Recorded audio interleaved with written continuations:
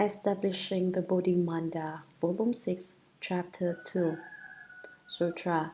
Then suspend 8 mirrors in the space around the platform so that they are exactly opposite the mirrors on the platform. This will allow the reflections in them to interpenetrate an infinitum. Commentary.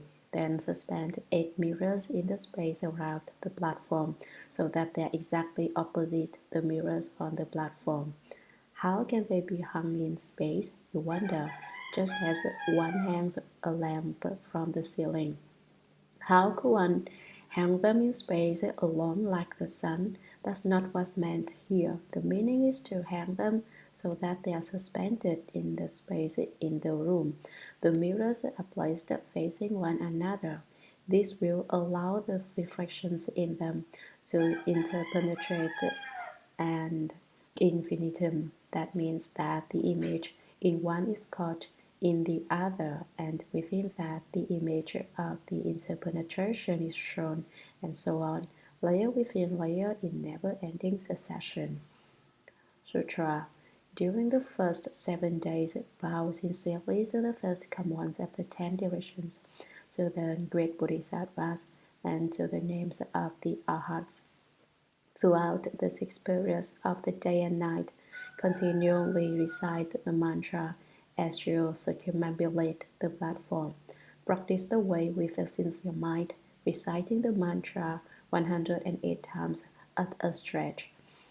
Commentary. During the first 7 days, bow sincerely to the first come ones of the 10 directions, to the great Bodhisattvas, and to the names of the Arhats.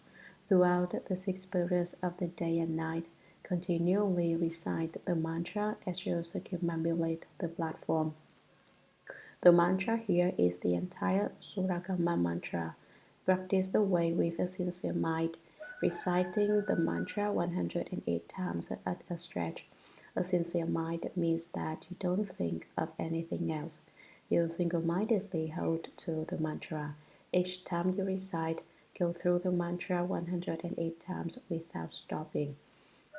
Sutra. During the second week, direct your intent by making the vows of a bodhisattva. The mind should never be cut off from them. In my Vinaya, I have already taught about vows. Commentary. During the second week of practice, direct your intent by making the vows of a bodhisattva. You must be ever more sincere and concentrated. Make the 4 vast vows of a bodhisattva. Living beings are boundless, I vow to save them. Afflictions are endless, I vow to cut them off. Dharma doors are limitless, I vow to study them completely. The Buddha way is unsurpassed, I vow to accomplish it. The mind should never be cut off from them. This means the mind never stops reciting the Shurangama mantra, and it never ceases to bring forth the 4 vast vows. In my Vinaya, I have already taught about vows. When I spoke the precepts, I taught the practice of making vows. Sutra. During the third week, one holds the Buddha's mantra, Proper Dharma, for 12 hours at a time, with a single intent, and on the 7th day, the first come ones of the 10 directions will appear simultaneously. Their light will be mutually reflected in the mirrors and will illumine the entire place, and they will rub one on the crown of one's head.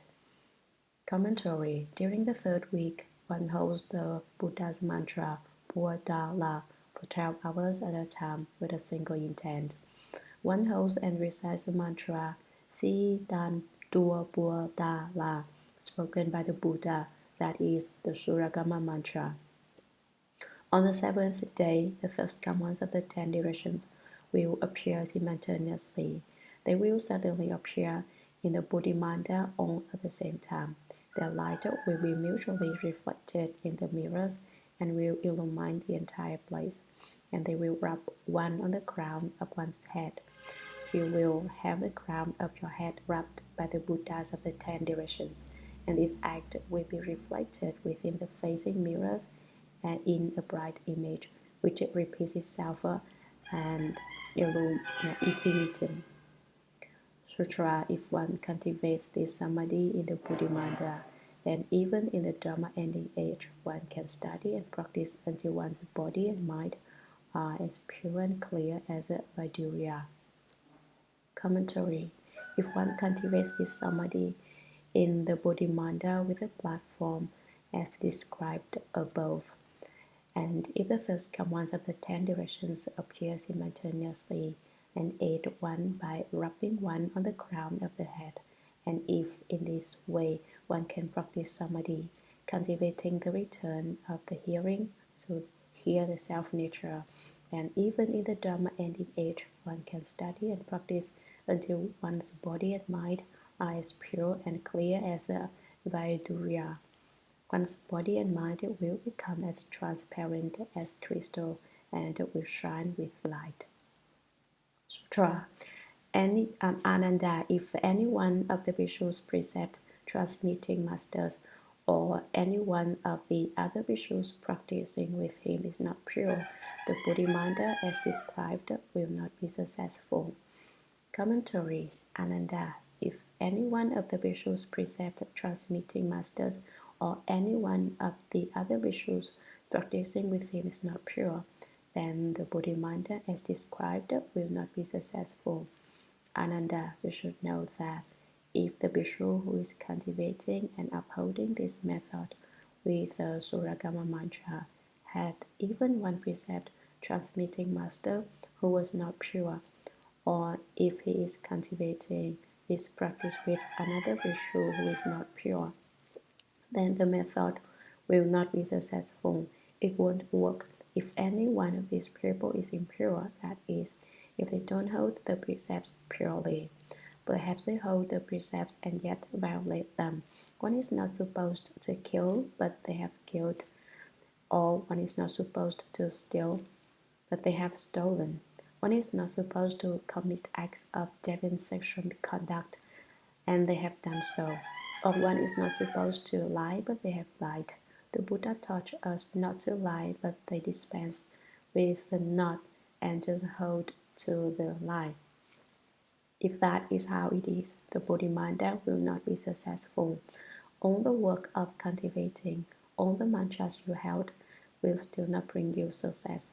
Therefore, if you practice this Dharma and do not get a response from your cultivation, you cannot say, I cultivated for 3 weeks, but Shakyamuni Buddha and the Buddhas of the 10 directions did not come and rub me on the crown of the head. I didn't even see them. Probably Shakyamuni Buddha was also lying. That is not the case. Perhaps you yourself are not pure. All the teachers from whom you received the precepts were not pure, or any one of the 10 people you are practicing this Dharma with may not be pure. If there is even one impure person involved, his state will not be accomplished. This is extremely important. Sutra. After 3 weeks, one sits upright and still for 100 days. Those with sharp faculties will not arise from their seats and will become Shrotapannas. Although their bodies and minds have not attained the ultimate fruition of sagehood, they know for certain, beyond the exaggeration, that they will eventually accomplish Buddhahood. Commentary. After 3 weeks, one sits upright and still for 100 days. One sits in meditation, but not like some people who sit still for 2 hours and consider it a super feat. They consider themselves to be outstanding people, but actually, if we compare that to what is described here, it's like a kitten encountering a lion. Upright means that one does not lean to the left or right, lean forward or back, or get up or stretch out one's legs. It's not sitting there and thinking, my legs really hurt. Sitting still means that nothing troubles one. Sitting for 100 days means one does not go eat or even get up to relieve oneself. One simply sits for 100 days. Those with sharp faculties will not arise from their seats and will become Shrotapannas. People who are intelligent and have good rules can then sit for 100 days and be certified to the first stage of arhatship. But now you can't even sit still for one whole day, and yet there are some who think they have reached the fruition of a sage. That's really ridiculous. You have to be able to sit for 100 days to accomplish first stage arhatship. Although their bodies and minds have not attained the ultimate fruition of sagehood, they know for certain, beyond the exaggeration, that they will eventually accomplish Buddhahood. They still have not attained genuine samadhi power in their cultivation, but they know for the fact that they will certainly become Buddhas. It is definitely not a false notion. Sutra, you have asked how the Buddhimanda is established. This is the way it is done. Commentary, this is how you set it up.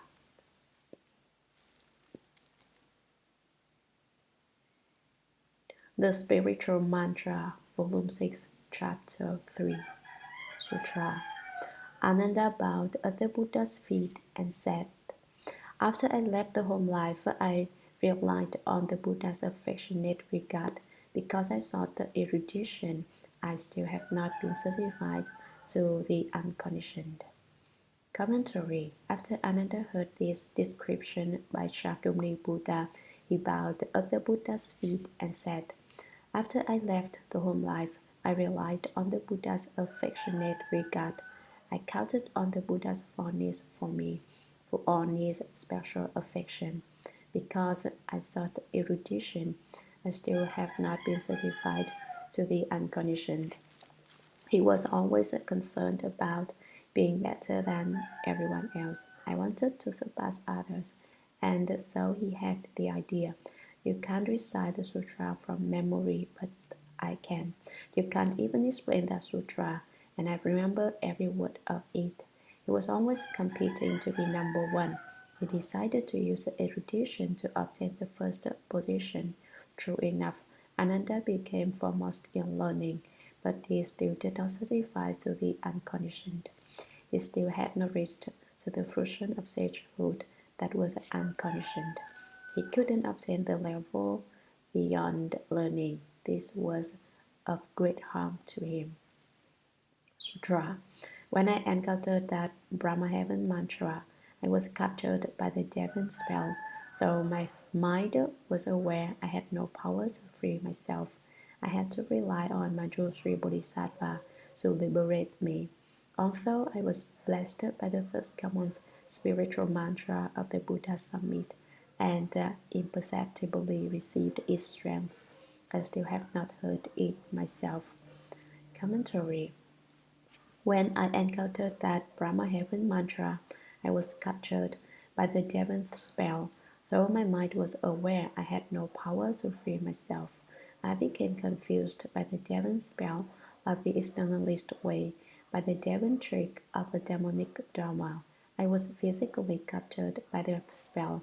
My body was confused by it, but my mind was still somewhat clear. His mind was not totally alert, but he wasn't totally muddled either. He was in a daze, as if he were asleep, and yet he was awake.